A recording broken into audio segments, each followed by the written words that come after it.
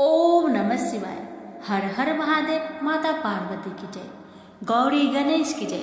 प्यारे भक्तगणों, आज आप सभी श्रवण करेंगे अमावस्या और पूर्णिमा, दो बहनों की बहुत ही सुंदर कथा को पूरा प्रसन्नचित मन से अवश्य सुनिएगा। आप सभी की मनोकामना भोलेनाथ की कृपा से, लक्ष्मी नारायण की कृपा से अवश्य पूरी होगी। कथा इस प्रकार है। एक राज्य में एक राजा और एक रानी रहते थे, जिनकी 4 संतानें थी, 2 लड़के और 2 लड़की। एक लड़की का नाम पूर्णिमा तथा दूसरी लड़की का नाम अमावस्या था। पूर्णिमा घर के कामों में निपुण थी और घर का पूरा काम करती थी और भगवान की पूजा अर्चना भी किया करती थी, और इसके अतिरिक्त वह गौ माता की सेवा भी किया करती थी। और उसकी दूसरी बहन अमावस्या ना ही घर का कोई काम करती थी, ना ही भगवान की पूजा अर्चना करती थी और ना ही गौ माता की सेवा करती थी। पूर्णिमा सर्वगुण संपन्न थी, फिर भी राजा और रानी अपने दोनों बेटों तथा पुत्री अमावस्या को ही प्यार किया करते थे और वह पूर्णिमा से प्यार नहीं करते थे, उसके साथ भेदभाव करते थे। राजा के चारों पुत्र और पुत्री धीरे धीरे बड़े हो रहे थे। जब वे बड़े हो गए, राजा ने अपने दोनों पुत्रों का विवाह योग्य कन्याओं के साथ करा दिया। इसके बाद रानी ने राजा से कहा कि हमारे दोनों पुत्रों और पुत्री अब विवाह की योग्य हो गई है और इन दोनों का विवाह भी करा दीजिए। लेकिन पुत्री अमावस्या का विवाह किसी बड़े खानदान में करना और पूर्णिमा का विवाह किसी गरीब परिवार में करना, क्योंकि पूर्णिमा को केवल भगवान की पूजा पाठ करना ही पसंद है और गाय की सेवा करना पसंद है। अब रानी ने राजा को दोनों पुत्रियों का रिश्ता तय करने के लिए भेज दिया। राजा ने अपने पड़ोसी राज्य में जाकर वहां के राजा के पुत्र से अमावस्या का रिश्ता तय किया और वहीं पास के गांव में जाकर एक गरीब परिवार के लड़के से पुत्री पूर्णिमा का रिश्ता भी तय कर दिया। यह सारी बात जाकर राजा ने अपनी रानी से बताया तो रानी यह सोचने लगी कि अब देखते हैं कि भगवान इसकी मदद कैसे करते हैं। यह बहुत ही पूजा पाठ करती है और भगवान में मगन रहती है। पूर्णिमा का भाई और उसकी भाभी पूर्णिमा से बहुत प्यार करते थे, क्योंकि पूर्णिमा उनके घर के कामों में उनका साथ देती थी और कामों में उनका हाथ बताती थी। और यही उनकी दूसरी बहन अमावस्या उन पर अपना रोक जमाती है और घर का कोई कार्य नहीं करती। कुछ समय बीत जाने के बाद दोनों पुत्रियों का विवाह भी हो जाता है। राजा और रानी के विवाह के बाद अपनी दोनों पुत्रियों को विदाई देते हैं। विदाई देते समय राजा और रानी पुत्री अमावस्या को बहुत सारा धन दौलत देकर विदा करते हैं और पूर्णिमा को कुछ भी नहीं देते, खाली हाथ अपने घर से विदा करते हैं। इसके बाद दोनों बहनें अपने अपने ससुराल को चली जाती हैं। कुछ दिन बीत जाते हैं और एक दिन अमावस्या अपने घर पर भगवान भोलेनाथ का व्रत रखती है, कथा रखती है, जिसमें वह सभी गांव वालों को निमंत्रित करती है, पर अपनी बहन पूर्णिमा को नहीं बुलाती। जब गांव की सभी औरतें अमावस्या के यहाँ जाती है तो ये सब दृश्य पूर्णिमा अपने घर के दरवाजे के बाहर बैठकर देख रही होती है। तब वहां से गुजर रही औरतें पूर्णिमा से कहते हैं कि तुम्हारी बहन के यहाँ शिव जी की कथा रखी है, क्या तुम नहीं चलोगी? तो पूर्णिमा ने कहा, मुझे मेरी बहन ने नहीं बुलाया है, मैं नहीं जा सकती। सभी गांव की औरतों ने पूर्णिमा से कहा, बुलाया नहीं तो क्या हुआ, भगवान शिव की कथा है, तुम हमारे साथ चलो। गांव की सभी औरतें की बात मानकर पूर्णिमा भी उनके साथ भगवान शिव की कथा में अमावस्या के घर चली जाती है। जब अमावस्या की नजर पूर्णिमा पर पड़ती है तो वह कहती है कि तुम यहाँ कैसे चली आई, मैंने तो तुम्हें नहीं बुलवाया था। खैर कोई बात नहीं, अब तुम आ ही गई हो तो चुपचाप बैठी रहना। और यह कहते हुए अमावस्या पूर्णिमा की गर्मी की मजाक उड़ाया। पूर्णिमा की आंखों में आंसू आ गए और रोते रोते मन ही मन पूर्णिमा भगवान शिव से विनती करती रही, हे भगवान, क्या पूजा पाठ करना गलत है? गौ माता की सेवा करना गलत है? आखिर मेरी गलती ही क्या है? आप मुझ पर अपनी कृपा दृष्टि कब बनाएंगे? पूर्णिमा बार बार शिव जी से यही कहती रही। इतने में शिव की कथा पूरी हो जाती है और अमावस्या भगवान का प्रसाद बांटने लगती है। वह सभी लोगों को प्रसाद देती है, पर पूर्णिमा को वह प्रसाद नहीं देती। बिना प्रसाद के ही पूर्णिमा अपने घर को लौट जाती है। रास्ते में वह सोचती है कि यदि मैं खाली हाथ अपने घर पे गई तो बच्चे प्रसाद मांगेंगे, तो वह उन्हें क्या जवाब देगी। ये सोचकर पूर्णिमा ने सोचा, क्यों ना मैं अपने मायके भाई भौजाई के पास चली जाऊं, वहां से अपने बच्चे के लिए कुछ लेकर आऊंगी। ऐसा सोचते हुए वह अपने घर को वापस लौट आई और अपने पति और बच्चे को कहती है कि मैं अपने मायके जा रही हूँ। पति और बच्चे ने कहा, ठीक है। कुछ समय के बाद पूर्णिमा अपने मायके के लिए रवाना हो गई। चलते चलते एक चबूतरा आया और उस चबूतरे पर तुलसी जी का पौधा लगा था और उसी चबूतरे के बगल में, तुलसी जी की पौधे के बगल में एक बूढ़ी माई बैठी हुई थी और वह कोई नहीं, साक्षात तुलसी माँ थी। वह पूर्णिमा की परीक्षा लेने के लिए वहां बैठी थी। जब उस बूढ़ी माँ ने पूर्णिमा को देखा तो कहा, बिटिया, तुम कौन हो और कहाँ जा रही हो? पूर्णिमा ने अपना परिचय दिया। परिचय देने के बाद बूढ़ी माई पूर्णिमा से कहती है कि यहाँ तुलसी का पौधा सूख रहा है, इसमें थोड़ा पानी डाल दो और इस चबूतरे की साफ सफाई कर दो, जिससे मुझे थोड़ा ठंडक मिलेगी। पूर्णिमा ने कहा, ठीक है माँ, मैं तुलसी में पानी डाल देती हूँ और यहाँ की साफ सफाई भी कर देती हूँ। पूर्णिमा ने साफ सफाई करने के बाद माँ को भी नहला दिया और नहलाने के बाद बूढ़ी माई की सेवा भी की, उनकी पैर दबाए और फिर पूर्णिमा ने कहा, माँ, और मैं आपकी क्या सेवा करूँ, बताइए। बूढ़ी माई कहती है, नहीं बेटा, अब कोई भी काम नहीं, तुम जाओ, पर वापस आते समय मुझसे मिलते हुए जाना। पूर्णिमा ने बूढ़ी माँ से कहा, ठीक है माँ, जब मैं आऊंगी आपसे जरूर मिलूंगी। कुछ दूर आगे चलने के बाद एक शिव मंदिर आया। वहां पर उसे एक बूढ़ा बाबा मिले जो मंदिर के बाहर बैठे हुए थे और वह कोई नहीं, साक्षात भोलेनाथ थे। वो भी पूर्णिमा की परीक्षा लेने के लिए बैठे थे। उन्होंने पूर्णिमा को देखा तो कहा, बेटी, तुम कहाँ जा रही हो? तब पूर्णिमा ने अपना परिचय दिया और फिर बूढ़े बाबा ने पूर्णिमा से कहा कि देखो बेटी, इस चबूतरे की ओर, इस मंदिर की ओर कितनी गंदगी पड़ी है, क्या तुम इस मंदिर की चबूतरे को साफ कर दोगी? तो पूर्णिमा ने कहा, क्यों नहीं बाबा, जरूर साफ करूंगी और अभी साफ कर देती हूँ। पूर्णिमा ने मंदिर की बहुत अच्छे से साफ सफाई की, चबूतरे की भी बहुत अच्छे से साफ सफाई की और वहां पर बैठकर भोलेनाथ की पूजा अर्चना भी की। और पूजा अर्चना करने के बाद वह बूढ़े बाबा को भी नहला दी और उनसे कहा कि बाबा, आपका और कोई काम है तो मुझे बतलाइए। तब बूढ़े बाबा ने कहा, बेटी, नहीं, और कोई काम नहीं है, बस तुम जब वापस आएगी तो मुझसे एक बार मिलते हुए जाना। तो पूर्णिमा ने कहा, ठीक है बाबा, जब मैं आऊंगी आपसे जरूर मिलूंगी। अब पूर्णिमा कुछ दूर आगे गई तो उन्हें एक काली जी का मंदिर देखा और मंदिर के बाहर एक बूढ़ी अम्मा चबूतरे पर बैठी हुई थी। उस बूढ़ी अम्मा ने पूर्णिमा को देखा तो कहा, बेटी, तुम कौन हो और कहाँ जा रही हो? पूर्णिमा ने अपना परिचय बूढ़ी अम्मा को दिया। तब बूढ़ी माँ ने कहा, देखो, इस मंदिर में कोई भी पूजा पाठ करने के लिए नहीं आता, इसलिए मंदिर बहुत गंदी हो गई है, क्या तुम इस मंदिर की साफ सफाई कर दोगी? तो पूर्णिमा ने कहा, हाँ माँ, क्यों नहीं, मैं साफ कर दूंगी। तब पूर्णिमा ने माता जी के मंदिर और चबूतरे की बड़े ही प्यार से साफ सफाई कर देती है और साफ सफाई करने के बाद पूजा पाठ भी करती है और माता जी का श्रृंगार कर देती है और अब उस बूढ़ी माँ को भी नहला देती है और बूढ़ी अम्मा की पैर भी दबाती है और कहती है, माँ, और कोई काम है? तब माता जी कहती है, ना बेटा, और कोई काम नहीं है, बस इतना है कि जब तुम अपने मायके से वापस आओगी तो मुझसे एक बार मिलते हुए जाना।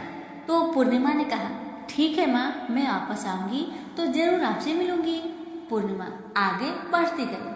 आगे चलते चलते एक नदी आई और नदी के पास भी एक बूढ़ी माई बैठी थी। और वह बूढ़ी माई और कोई नहीं, वह गंगा मैया थी। तो बूढ़ी माई ने पूर्णिमा से कहा, बेटी तुम कौन हो और कहाँ से आई हो? उसे भी पूर्णिमा ने अपना परिचय दिया। तब बूढ़ी माई ने पूर्णिमा से कहा, कि नदी पर स्नान करने तो बहुत लोग आते हैं, लेकिन यहाँ की सफाई कोई नहीं करता, इसलिए तुम इस किनारे पर साफ सफाई कर दो। पूर्णिमा कहती है, ठीक है माँ, मैं अभी साफ सफाई कर देती हूँ। और उस बूढ़ी अम्मा के पैर भी दबाती है और कहती है, माँ जी और कोई काम हो तो मुझे बतलाइए। तब बूढ़ी माई कहती है कि नहीं बेटा, अब कोई काम नहीं है, तुम जाओ, लेकिन जब वापस तुम आओगी तो मुझसे मिलकर जरूर जाना। और वह नाव में बैठकर नदी के दूसरे किनारे पर पहुंच जाती है और वहां अपने मायके के घर पहुंच जाती है। वहां पर पूर्णिमा के भाई और भाभी उसे देखकर बहुत खुश हो जाते हैं और वे पूर्णिमा की बहुत खातिरदारी करते हैं, उससे बहुत सारी बातें करते हैं और कहते हैं कि बच्चों को भी साथ क्यों नहीं लेकर आई, बहुत अच्छा लगता अगर तुम लाती तो।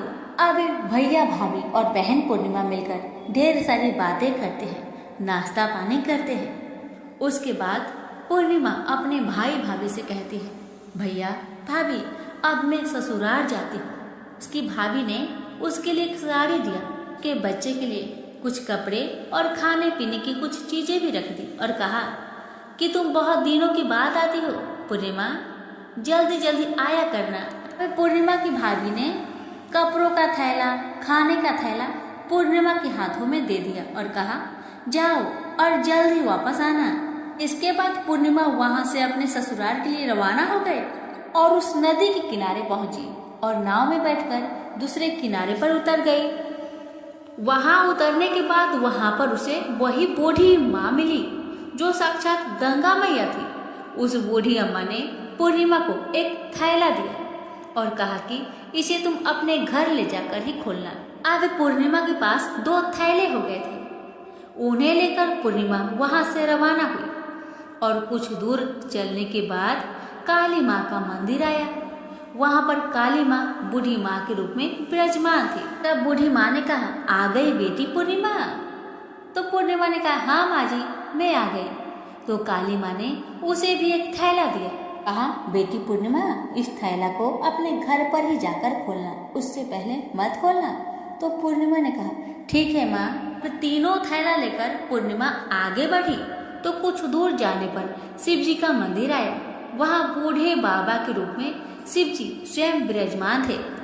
बूढ़े बाबा ने कहा, पूर्णिमा तुम वापस आ गई?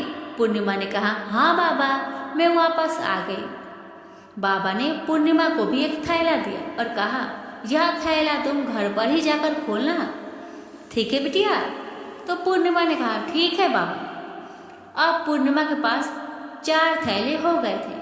पूर्णिमा पहले थैले को कैसे ले जाती है? उसने क्या किया, एक पुरानी साड़ी निकाली, उसने सभी सामानों का एक गड्ढा बना लिया और सर पर रखकर वहां से रवाना हो गई। कुछ दूर जाने के बाद उसे तुलसी माँ बूढ़ी औरत के रूप में मिली और वह कहती है, पूर्णिमा तुम आ गई? तो पूर्णिमा कहती है, हाँ माँ, हम आ गए। तब बूढ़ी माँ ने भी उसे एक थैला दिया और कहती है, बेटा इसे अपने घर को जाकर ही खोलना है। तो पूर्णिमा ने कहा, ठीक है माँ जी। अब पूर्णिमा के पास 5 थैले हो गए थे। पूर्णिमा वहां से रवाना हुई तो वापस अपने घर पहुंच गई। पूर्णिमा ने अपने सर की थैले को नीचे रखा और सबसे पहले अपने मायके का थैला खोलकर देखने लगी। उसमें बच्चे के लिए अच्छे अच्छे कपड़े और खाने पीने की चीजें थी और उसके लिए कुछ गहने भी थे। पूर्णिमा ने कपड़े अपने बच्चों को दे दिए और खाने पीने की चीजें भी बच्चों को दे दी। बच्चे यह सब पाकर बहुत खुश हुए। अब पूर्णिमा ने दूसरा थैला खोला जो कि उसे गंगा मैया ने दिया था। उसमें ढेर सारे हीरे जवाहरात, सोना चांदी आदि था।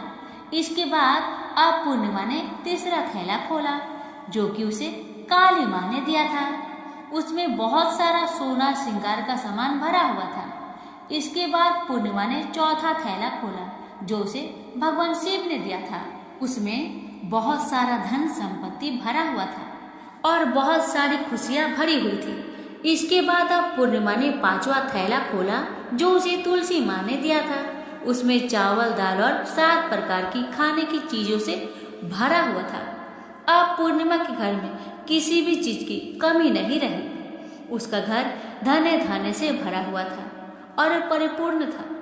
अब पूर्णिमा और उसका परिवार सुखमय जीवन व्यतीत करने लगे। अब पूर्णिमा के मन में विचार आया कि क्यों ना वह शिव जी की कथा कराए और शिव जी की कथा में एक बहुत बड़ा कार्यक्रम भी रखा। पूर्णिमा ने गांव के सभी लोग को निमंत्रण दिया और घर घर जाकर सभी लोगों को बुलाया। पूर्णिमा अपनी बहन अमावस्या के घर भी गई और अमावस्या को भी शिव जी की कथा के लिए उसके घर में उसे बुलाया। जब अमावस्या पूर्णिमा के घर शिव जी की कथा में आई तो उसने देखा कि पूर्णिमा के घर में किसी भी चीज की कोई कमी नहीं है। इतना सारा धन दौलत देखकर अमावस्या आश्चर्यचकित हो गई। उसने पूर्णिमा से कहा कि तुम्हारे घर में इतनी धन दौलत कहाँ से आई है। पूर्णिमा ने कहा, देखो बहन, तुमने शिव जी की कथा में मुझे नहीं बुलाया था, फिर भी मैं चली आई और तुमने मुझे प्रसाद तक नहीं दिया और मेरी गरीबी का मजाक भी उड़ाया। उसके बाद मैं अपने घर आई। घर आते हुए मन ही मन मैं सोच रही थी कि अपने मायके जाऊंगी और मैं अपने मायके चली गई और जो कुछ घटना इस बीच हुआ वह सभी घटना अपनी बहन अमावस्या को बताती है। तो अमावस्या कहती है कि तुम भी मुझे प्रसाद मत दो और मुझे डांटो। लेकिन पूर्णिमा ने कहा कि यह तो भगवान का प्रसाद है, मैं तो सबको दूंगी और तुम्हें भी दूंगी। फिर भी अमावस्या ने प्रसाद नहीं लिया और वह सीधे अपने घर को चली गई और घर जाकर अपने बच्चे और पति से कहती है, मैं अपने मायके जा रही हूँ। इतना कहकर अपने मायके को निकल गई। रास्ते में भी चलते चलते तुलसी माँ मिली जो चबूतरे पर बूढ़ी माँ के रूप में बैठी थी। बूढ़ी माँ ने अमावस्या से कहा, बेटी तुम कौन हो और कहाँ जा रही हो। अमावस्या ने अपना परिचय दिया। बूढ़ी माँ ने कहा, बेटी यह तुलसी का पौधा सूख रहा है, इसमें थोड़ा सा पानी डाल दो और इस चबूतरे की साफ सफाई कर दो। पर इस पर अमावस्या ने कहा, बुढ़िया तुझे दिखाई नहीं दे रहा, मैं इतनी महंगी साड़ी पहन रखी हूँ और यह गंदी हो जाएगी। ऐसा कहकर वहां से आगे चली गई और आगे जाने पर उसे भगवान शिव मिले जिसे भी उसने ऐसा ही कहा।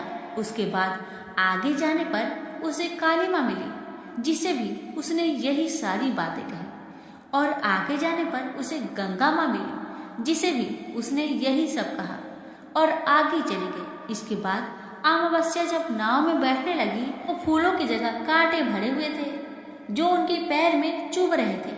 किनारे पर उतरकर वहां से वह मायके चली गई। उसके भैया भाभीओं ने उसे आते हुए देखा तो मन ही मन कहने लगे, काम की ना काज के, 2.5 मन अनाज के। अब आ गई है तो ठीक है, पूर्णिमा तो हमारे कामों में हाथ बताती थी, यह कोई काम करेगी तो नहीं। भाभी ने अमावस्या के लिए खाना बनाया। अमावस्या ने खा पीकर वहीं पे सो गई। जब सुबह हुआ तो वह उठी और अपने भैया भाभी से कहा कि मैं ससुराल जा रही हूँ। उन्होंने कहा, ठीक है जाओ। अमावस्या बोली, पूर्णिमा को तो तुमने एक थैला भी दिया था और मुझे कुछ नहीं दोगे। तो भाई ने भाभी से कहा कि तुम घर जाओ, थैले तुम्हारे घर में पहुंच जाएंगे। फिर अमावस्या वहां से निकलकर नदी के किनारे पहुंची। वहां गंगा मैया बूढ़ी औरत के रूप में बैठी हुई थी। बूढ़ी माँ ने कहा, आ गई बेटी? तो उसने कहा, हाँ माँ मैं आ गई। इसके साथ ही उसने कहा कि तुमने तो पूर्णिमा को एक थैला दिया था और मुझे थैला नहीं दोगी। तो बूढ़ी अम्मा ने कहा, तुम घर जाओ, तुम्हारे घर में थैला पहुंच जाएगा। इसके बाद आगे जाने पर उसे काली माता मिली जिसने भी अमावस्या को यही कहा। आगे जाने पर उसे भगवान शिव मिले, उन्होंने भी वही बात कही। अब आगे जाने पर तुलसी माता मिली। जब तुलसी माता से भी अमावस्या ने थैला मांगा तो तुलसी माता ने भी वही जवाब दिया, तुम जाओ, तुम्हारे घर में पहुंच जाएगा। अब अमावस्या अपने घर पहुंच गई। आंगन में देखा तो वहां पर 5 थैले पड़े हुए थे। अमावस्या ने मन ही मन में सोचा कि अब तो मेरे पास भी बहुत सारी धन दौलत आ जाएगी। जल्दी जल्दी ने सारे थैले को खोला। किसी में मिट्टी थे तो किसी में पत्थर, किसी में कंकर और किसी में कोयला। उसे मायके से भी कुछ नहीं मिला था। इन थैलों में भी कुछ नहीं था। अमावस्या दौड़ती हुई पूर्णिमा के घर गई और कहती है कि तुम्हें तो इतना कुछ मिला बहन, मुझे तो कुछ नहीं मिला, आखिर क्यों? तब पूर्णिमा कहती है, जब मैं अपने मायके जाती हूँ तो अपनी भाभीयों के साथ उनके काम में हाथ बटाती हूँ, उनके साथ मिलकर काम करती हूँ, लेकिन तुम ऐसा कुछ नहीं करती, उनकी इज्जत भी नहीं करती, इसलिए वह भला तुम्हें क्या देंगे? इसके बाद तुमने गंगा मैया को ठुकरा दिया और काली माँ को भी ठुकरा दिया और भगवान शिव को भी तुमने ठुकरा दिया, इसलिए उन्होंने भी तुम्हें कुछ नहीं दिया। अमावस्या कहती है, बहन तुम मुझे माफ कर दो, मैंने तुम पर हमेशा अत्याचार किया है, मुझे कुछ नहीं मिला तो कोई बात नहीं, मैं भी भगवान की भक्ति करूंगी और सब कुछ प्राप्त कर लूंगी, मुझे इन सब चीजों का रहस्य बताओ। तो पूर्णिमा ने कहा, तुम 3 सूत्र का ज्ञान ले लो और उसकी कथा करना। पहला सूत्र में दया मांगना, दूसरे सूत्र में कथा मांगना और तीसरे सूत्र में 108 बार ओम नमः शिवाय का जाप करना।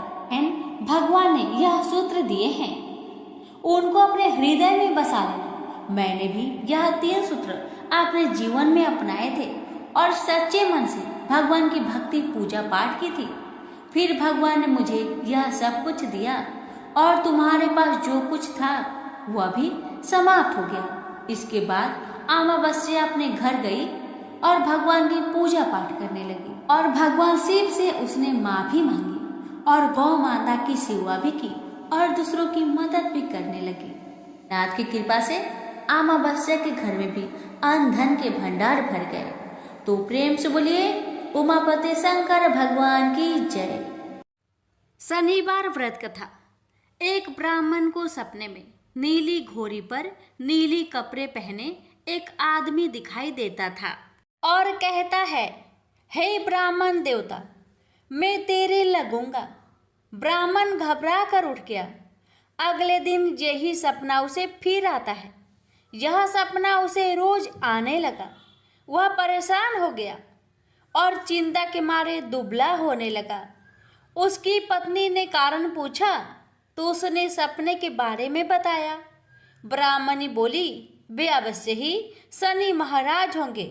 अब की बार दिखे तो कहना लग जाओ, पर 1.25 पहर से ज्यादा मत लगना।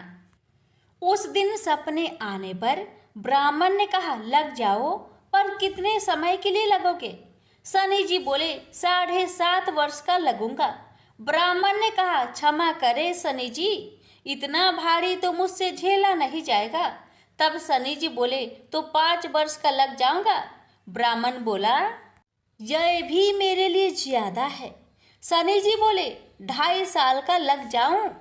ब्राह्मण ने मना किया तो शनि जी कहने लगे, 1.25 पहर का तो लगूंगा ही, इतना तो कोढ़ी कलंगी भिखारी के भी लग जाता हूँ। तब ब्राह्मण ने कहा, ठीक है। ब्राह्मण को 1.25 पहर की शनि की दशा लग गई। ब्राह्मण ने नींद से जागकर ब्राह्मण से कहा, मेरे 1.25 पहर शनि की दशा लग गई है, इसलिए मैं जंगल में जाकर यह समय बिताऊंगा। मेरे लिए खाने पीने का सामान बांध दे। मेरे पीछे से किसी से लड़ाई झगड़ा ना हो, इसका ध्यान रखना। ज्यादातर घर में ही रहना, बच्चों का भी ध्यान रखना। इस 1.25 पहर के समय में कोई गाली भी दे तो चुपचाप सुन लेना, बहस मत करना। यह सब समझाकर ब्राह्मण जंगल में चला गया। जंगल में ब्राह्मण एक पीपल के पेड़ के नीचे बैठ गया और हनुमान जी का पाठ करने लगा। 1 पहर बीत गया। ब्राह्मण ने सोचा बाकी बचा समय रास्ते में बीत जाएगा, इसलिए वहां से चल दिया। रास्ते में एक बाड़ी में मतीरे लगे देखे। माली से एक मतीरा खरीदा, पोटली में बांधा और आगे बढ़ा। आगे एक आदमी मिला जो असल में शनिदेव थे। ब्राह्मण से पूछा, पोटली में क्या है? उसने कहा, मदिरा है। शनिदेव बोले, दिखाओ। ब्राह्मण ने पोटली खोली। उसमें राजकुमार का कटा हुआ खून से लथपथ सिर दिखा। शनिदेव ब्राह्मण को राजा के पास ले गए और कहा कि इस ब्राह्मण ने राजकुमार की हत्या कर दी है। इसके पास पोटली में राजकुमार का सिर है। राजा ने कहा, मैं यह नहीं देख सकता, इस ब्राह्मण को सूली पर चढ़ा दो। राजा के यहाँ हाहाकार मच गया। ब्राह्मण को सूली पर चढ़ाने से पहले पूछा गया कि उसकी कोई आखिरी इच्छा हो तो बताए। ब्राह्मण ने सोचा, किसी तरह 1.25 पहर पूरा करना होगा। उसने कहा, वहाँ रोज बालाजी की कथा सुनता है। मरने से पहले अंतिम बार बालाजी की कथा सुनना चाहता हूँ। ब्राह्मण को कथा सुनाने का प्रबंध किया गया। कथा कहते कहते 1.25 पहर पूरा हो गया। शनि की दशा टलते ही राजकुमार शिकार खेलकर लौटता हुआ दिखाई दिया।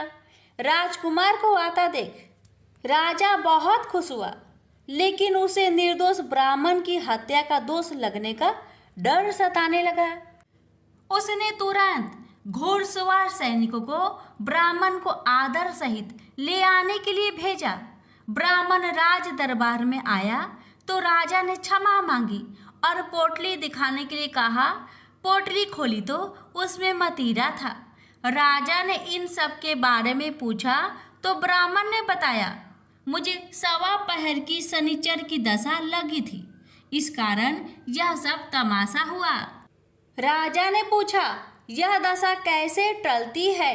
ब्राह्मण बोला, राजा, यह सेठ के लगे तो काला हाथी या काला घोड़ा दान करे, गरीब के लगे तो पीपल की पूजा करे तब बोले, साचा शनिचर कहिए, जाके पाओ सदा ही पढ़िए। शनि की कहानी सुने, तिल का तेल और काला उड़द दान करे, काले कुत्ते को तेल से चुपर कर रोटी खिलाए तो शनिचर की दशा उतर जाती है। राजा ने उसे मदिरा वापस दे दिया। घर आकर ब्राह्मण ने मदिरा काटा तो उसमें बीज की जगह हीरे मोती निकले। ब्राह्मण ने पूछा, यह कहाँ से लाए? आप तो कह रहे थे कि शनि की दशा लगी है।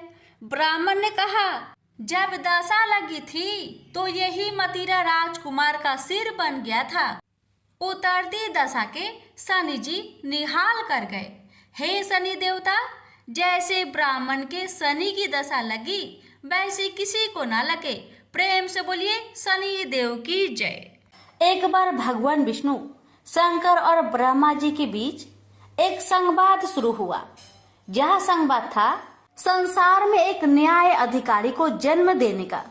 यह संवाद तब शुरू हुआ जब देवों और असुरों के बीच लगातार युद्ध हो रहा था। असुरों को लगता था कि जब न्याय की बात आती है तो फैसला देवों के हक में सुनाया जाता है, परंतु असुरों के गुरु शुक्राचार्य को भगवान शंकर पर पूर्ण विश्वास था कि वह देवों के साथ असुरों के हितों की भी रक्षा करेंगे। भगवान शंकर ने अपने परम भक्त शुक्राचार्य को निराश नहीं किया। भगवान शंकर ही थे जिन्होंने शनि देव के जन्म की पटकथा लिखी। शनि देव का जन्म सूर्य पुत्र के रूप में हुआ, जिनकी मां का नाम छाया था। एक पौराणिक कथा के अनुसार छाया ने शनि को एक जंगल में छुपा के रख उनका वही पालन पोषण किया। यम के अलावा शनि भी एक पुत्र है। शनि देव को भी नहीं मालूम था उनके पिता स्वयं सूर्य देव है। लेकिन यह राज बहुत दिनों तक छुपा ना सका, क्योंकि संसार को उनका न्याय अधिकारी मिलना था, जो कर्मों के आधार पर लोगों को न्याय और दंड देगा। इधर देवाधिपति इंद्रदेव और शुक्राचार्य के बीच न्याय अधिकारी के अस्तित्व को जानने के लिए खलबली मची हुई थी। इसी खलबली का नतीजा एक चक्रवात के रूप में आया, जिसका संचालन शुक्राचार्य कर रहे थे। शुक्राचार्य को मोहरा बनाते हुए इंद्रदेव ने एक षड्यंत्र रचा था। सही मायनों में इस चक्रवात के लिए इंद्रदेव जिम्मेदार थे। जिन्होंने असुरों के गुरु शुक्राचार्य को उस्काया। इस चक्रवात की चपेट में शनि की माता छाया आ गई, जिससे शनिदेव नाराज हो गए और शंकर भगवान की कृपा से उन्हें अपनी शक्तियों का बोध हो गया और उन्होंने अपनी मां छाया को बचा लिया। इसके बाद सूर्यदेव चक्रवात से क्रोधित हो गए और उन्होंने शुक्राचार्य और इंद्रदेव को सूर्य लोक में बुलाया, जहां पर चक्रवात के दोषी को दंड देकर न्याय किया जाना था। लेकिन शुक्राचार्य की बात सुने बिना सूर्यदेव ने शुक्राचार्य को दोषी करार दे दिया। इसको देखते हुए वहां शनिदेव प्रकट हो गए। उन्होंने न्याय अधिकारी के रूप में उचित न्याय किया। उन्होंने सभी को बताया कि चक्रवात के असली दोषी शुक्राचार्य नहीं अपितु इंद्रदेव है। शनिदेव की यह बात सुनकर वहां मौजूद सभी देवता, उनके पिता सूर्यदेव और शुक्राचार्य चकित रह गए। लेकिन शनिदेव ने कहा कि न्याय सबके लिए बराबर होता है, चाहे वह देव हो या असुर। अंत में देवताओं को शनिदेव के आगे झुकना ही पड़ा, क्योंकि न्याय विश्व के न्याय अधिकारी के द्वारा हो रहा था। इंद्रदेव को सजा के तौर पर अपना मुकुट धरती पर उतार कर रखना पड़ा। प्रेम से बोलिए शनि महाराज की जय। एक समय स्वर्गलोक में सबसे बड़ा कौन कि प्रश्न पर 9 ग्रह में वाद विवाद हो गया। विवाद इतना बढ़ा कि परस्पर भयंकर युद्ध की स्थिति बन गई। निर्णय के लिए सभी देवता देवराज इंद्र के पास पहुंचे और बोले, हे देवराज, आपको निर्णय करना होगा कि हम में से सबसे बड़ा कौन है। देवताओं का प्रश्न सुनकर देवराज इंद्र उलझन में पड़ गए। इंद्र बोले, मैं इस प्रश्न का उत्तर देने में असमर्थ हूँ।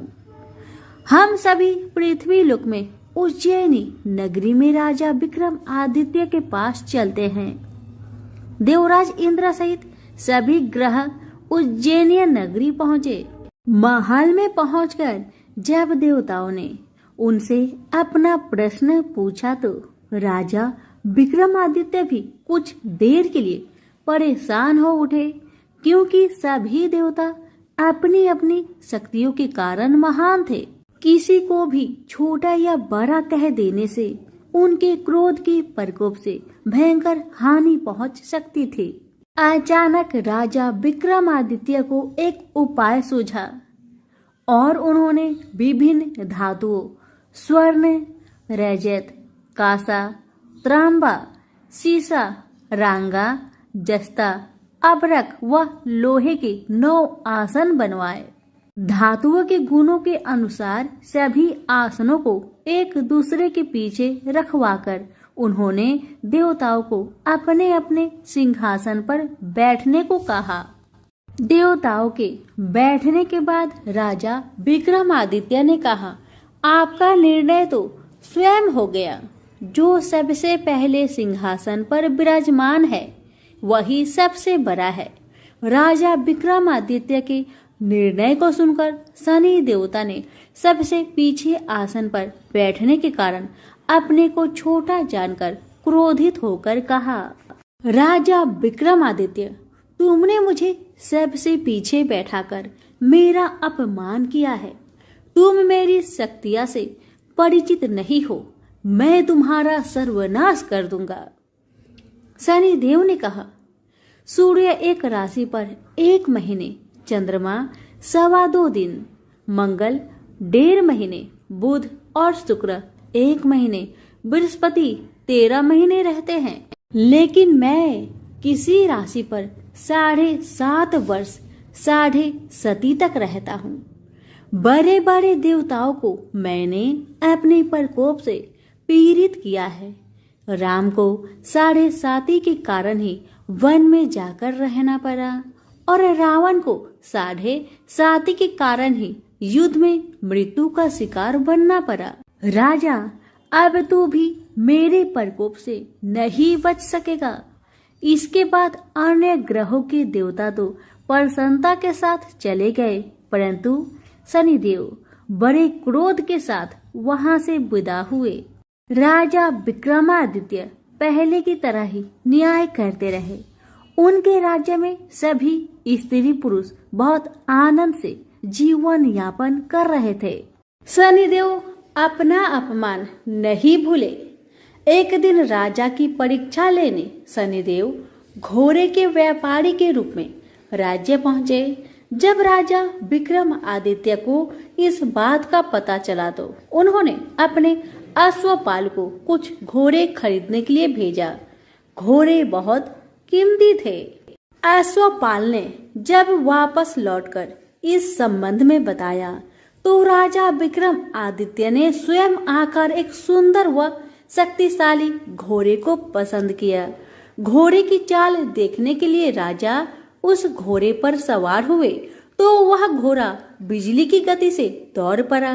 तेजी से दौड़ता घोड़ा राजा को दूर एक जंगल में ले गया और फिर राजा को वहां गिराकर जंगल में कहीं गायब हो गया।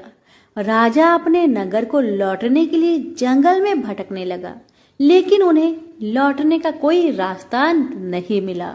राजा को भूख प्यास लगाई। बहुत घूमने पर उसे एक चारवाहा मिला। राजा ने उससे पानी मांगा। पानी पीकर राजा ने उस चारवाहे को अपनी अंगूठी दे दी। फिर उससे रास्ता पूछकर वह जंगल से निकलकर पास के नगर में पहुंचा। राजा ने एक सेठ की दुकान पर बैठकर कुछ देर आराम किया। उस सेठ ने राजा से बातचीत की तो राजा ने उसे बताया कि मैं उज्जैनी नगरी से आया हूँ। राजा के कुछ देर दुकान पर बैठने से सेठ जी की बहुत बिक्री हुई। सेठ ने राजा को बहुत भाग्यवान समझा और खुश होकर उसे अपने घर भोजन के लिए ले गया। सेठ के घर में सोने का एक हार खूंटी पर लटका हुआ था। राजा को उस कमरे में छोड़कर सेठ कुछ देर के लिए बाहर गया। तभी एक आश्चर्यजनक घटना घटी। राजा के देखते देखते सोने की उस हार को खूंटी निगल गई।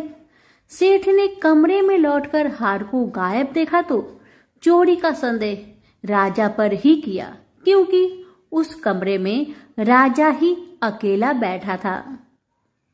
सेठ ने अपने नौकरों से कहा कि इस परदेसी को रस्सियों से बांधकर नगर के राजा के पास ले चलो।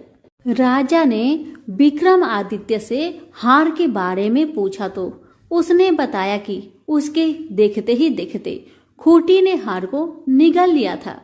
इस पर राजा ने क्रोधित होकर चोरी करने के अपराध में विक्रमादित्य के हाथ पांव काटने का आदेश दे दिया। राजा विक्रमादित्य के हाथ पांव काटकर उसे नगर की सड़क पर छोड़ दिया गया। कुछ दिन बाद एक तेली उसे उठाकर अपने घर ले गया और उसे अपने कोल्हू पर बैठा दिया।